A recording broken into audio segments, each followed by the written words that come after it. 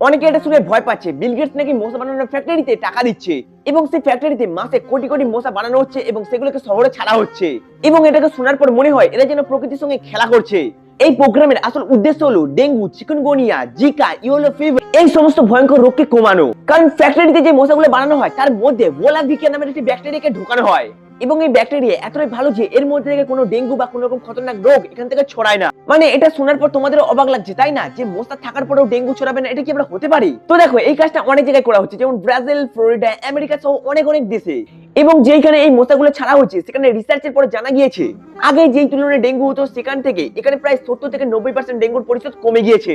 তো দেখো অনেক মানুষ এটা শোনার পরে বলবে যে প্রকৃতির সঙ্গে কখনো খেলা করো না, কিন্তু তুমি একবার অন্য দিক থেকে ভেবে দেখো, এটা করার ফলে ডেঙ্গুর প্রতিশত কমছে এবং হাসপাতালের খরচাও কমছে এবং তার সাথে অনেক মানুষ বেঁচেও যাচ্ছে। এবং এই প্রোগ্রামে প্রতি বছর প্রায় 200 কোটি টাকা খরচা হচ্ছে এবং তার ফলে যে কত কত মানুষের প্রাণ বাঁচছে সেটা কোনো চিন্তাই নেই।